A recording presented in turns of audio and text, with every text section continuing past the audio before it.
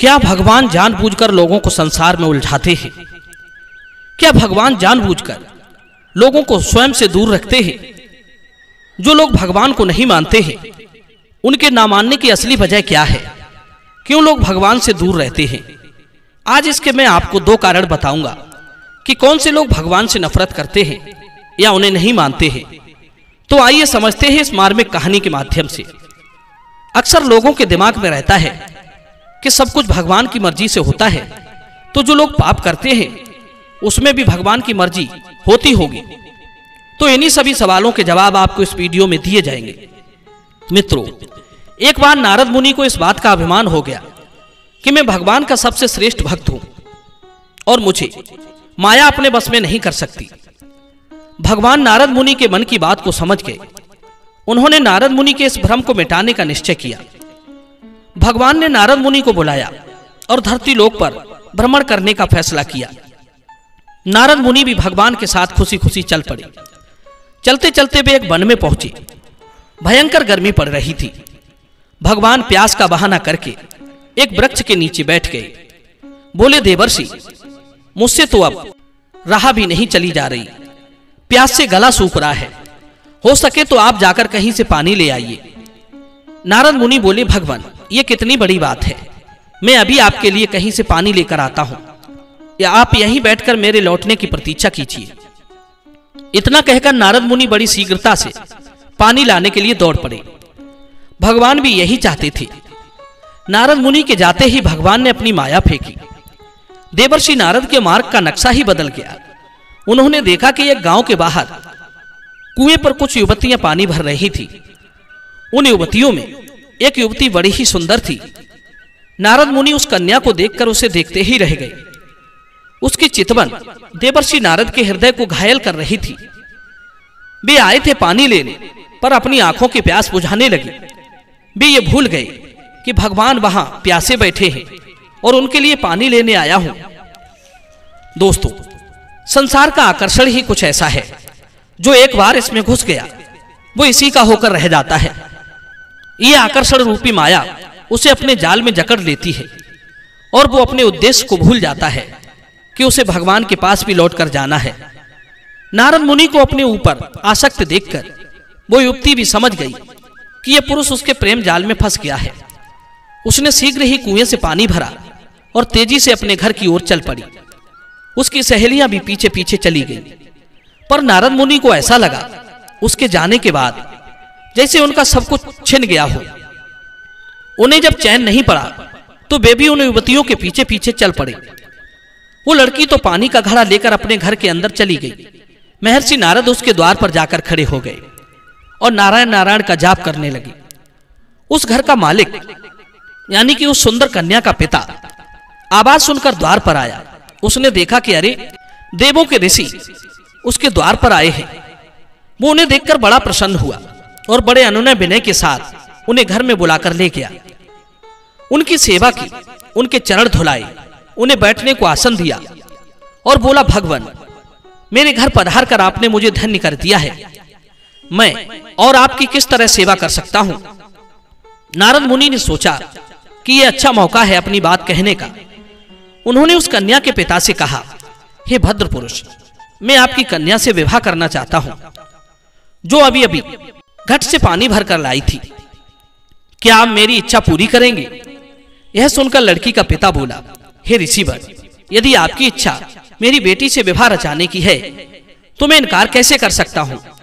ये तो मेरे लिए और भी अधिक हर्ष की बात होगी कि मेरा दामाद एक ऐसा ऋषि बनेगा जो भगवान का सबसे प्रिय भक्त है। दोस्तों, उस किसान ने बड़ी खुशी के साथ अपनी बेटी का विवाह नारद मुनि के साथ कर दिया और थोड़ा सा उन्हें खेत दे दिया कि तुम आराम से यहीं रहो और पेट पालने के लिए खेत में फसल उगाओ। मित्रों, अब नारद मुनि ने अपना बीड़ा तो खूंटी पर टांग दिया और उस कन्या के साथ आनंद पूर्वक रहने लगे। वे उस स्त्री के प्रेम में पड़कर भगवान का स्मरण ही भूल गए। वे ये भूल गए कि मैं भगवान को उस वृक्ष के नीचे बैठा कर आया हूं। मित्रों, इधर धीरे धीरे कई दिन बीत गए। वे खेती करके अपना और अपनी पत्नी का पेट भरने लगे। समय आने पर खेत की निराई गुड़ाई करते थे, कभी उसमें बीज बोते थे, कभी हल चलाते थे। अब पूरी तरह से किसान बन गए थे। फसल को देखकर उन्हें भी बड़ी प्रसन्नता होती थी। वे अपनी गृहस्थ जिंदगी में बड़े मगन थे। समय के साथ उनके घर में बेटा बेटियों ने जन्म लिया। अब तो वे और भी ज्यादा व्यस्त रहने लगे। कभी उनके खाने पीने की चिंता रहती, कभी पढ़ाई लिखाई की। वे हर समय उनकी चिंता में लगे रहते थे। अब तो भगवान का नाम लिए बिना उन्हें कई वर्षें बीत गई थी। खूंटी पर टंगे टंगे उनकी बीड़ा पर भी धूल जम गई थी। उन्हें ये महसूस ही नहीं होता था कि वे किसी दिन बहुत बड़े भगवान के भक्त थे। सब लोग उन्हें प्रणाम करते थे। अब तो उन्हें कोई प्रणाम तो करना दूर, सीधे मुंह बात तक नहीं करता था। परंतु फिर भी वे अपने जीवन में बड़े खुश थे। नारद जी का एक बड़ा परिवार बन गया। एक दिन अचानक से बड़ी भयंकर मूसलाधार बारिश हुई। कई दिन तक भयानक बारिश होती रही। फसलें सब नष्ट हो गई। नदी और नाले सब एक हो गए। तूफान में पेड़ पौधे टूटकर गिर रहे थे। बाढ़ ने पूरा गांव डुबो दिया था। सब घर पानी में बहकर नष्ट हो गए थे। पशु पक्षी सब व्याकुल होकर बहकर इधर उधर चले गए थे।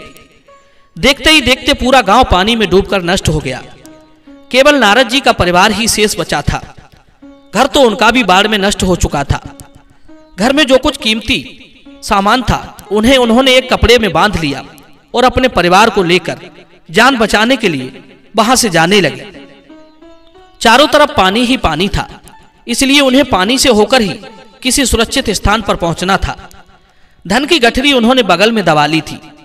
एक बच्चे को दूसरे बगल में पकड़ लिया, दूसरे बच्चे को अपने कंधे पर बैठा लिया। एक बच्चा उनकी पत्नी की गोद में था और स्वयं एक हाथ से पत्नी का हाथ पकड़े थे और धीरे धीरे पानी को पार करते हुए आगे को बढ़ते जा रहे थे। चारों तरफ जल ही जल था। न दिशाओं का कुछ पता था, न खड्डे और खाइयों का। चलते चलते उनका पैर एक गड्ढे में फिसल गया। पत्नी का हाथ छूट गया और वे बच्चों सहित उस गड्ढे में गिर पड़े। उन्होंने देखा कि उनके दोनों बच्चे उनसे बिछुड़कर पानी में डूब चुके हैं। वे अपने बच्चों को पानी में खोजने में लगे थे। उधर उनकी पत्नी भी तेज पानी के बहाव में बह गई। वे जोर जोर से रोते चिल्लाते हुए अपनी पत्नी और बच्चों को पानी में ढूंढ रहे थे, पर वहां उनका कोई अता पता नहीं था। रोते कलपते वे पानी में अपने बच्चों को खोज रहे थे। बच्चों को याद करके उनका हृदय फटा जा रहा था। उनकी गृहस्थी उजड़ चुकी थी। न पत्नी रही न बच्चे। अकेले पानी में हाथ पैर मारते मारते वे अपने भाग्य को कोस रहे थे। एक बार वे बहकर काफी दूर चले गए। अचानक उनकी बीड़ा उनके हाथ में पड़ गई, जो किसी तरह से पानी में बहती हुई उनके पास तक पहुंची थी। बीड़ा हाथ में आते ही उन्हें भगवान के नाम का स्मरण हो आया कि किसी दिन मैं इसी बीड़ा को बजाकर नारायण नारायण नाम का गुणगान करता था। नारद जी ने उस बीड़ा को पकड़ लिया। सोचा अब तो यही बीड़ा मुझे जल में डूबने से बचा सकती है। वे बीड़ा को पकड़कर नारायण नारायण जपते जा रहे थे। बीड़ा ने उन्हें किनारे पर पहुंचा दिया। सूखे में पहुंचकर उन्होंने पीछे मुड़कर देखा तो पानी का कहीं नामो निशान नहीं था।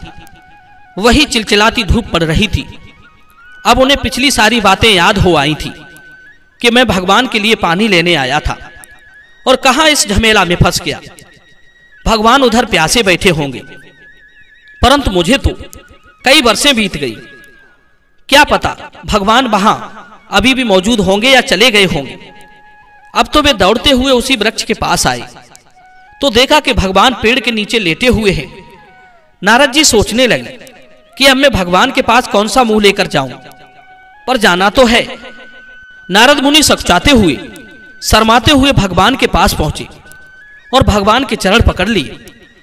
भगवान नारायण पूछने लगे, हे देवर्षि, आप कहां चले गए थे? लौटने में बहुत देर करती। क्या तुम मेरे लिए पानी लाए? भगवान के पूछने पर नारद निरुत्तर रह गए। कहने लगे, प्रभु मुझे क्षमा करना, मैंने पानी लाने में बहुत देर कर दी और आप इतनी वर्षों से मेरे लौटने की प्रतीक्षा में प्यासे ही बैठे रहे। मैंने घोर अपराध किया है जो भगवान को इतनी प्रतीक्षा कराई। भगवान मुस्कुराकर बोले, देवर्षि, आपको मेरे पास से गए वर्षों नहीं हुई है, मात्र आधी घड़ी बीती है।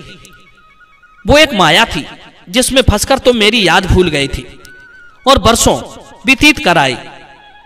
अब नारद को पूरी बात समझ में आई थी कि मैं माया में उलझ गया था, इसीलिए ही भगवान को भूल गया। उनका सर्वश्रेष्ठ भक्त होने का अभिमान तो नष्ट हो चुका था, पर वे ये समझ चुके थे कि जो माया में फंस जाता है वो भगवान को भूल जाता है।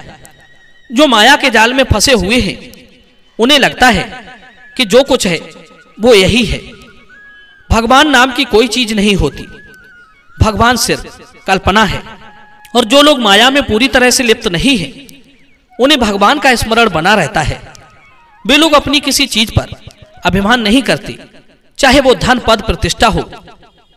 उन्हें पता है कि यह सब माया है। पर जो लोग ईश्वर से विमुख रहते हैं, उन्हें अपने रूप, धन, यश, बल का हमेशा अभिमान रहता है और वे पापों में भी लिप्त होते रहते हैं। इस धरती पर अगर कोई मनुष्य बनकर आया है तो समझो वो परीक्षार्थी है। भगवान ने उसे परीक्षा देने के लिए भेजा है। इस परीक्षा में कितने पास होते हैं, कितने फेल, ये उन पर ही निर्भर करता है। माया उसकी सफलता में विघ्न डालती है। भगवान जानबूझकर लोगों को माया के जाल में उलझाते हैं ताकि ये परख हो सके कि कौन उनका प्रिय है।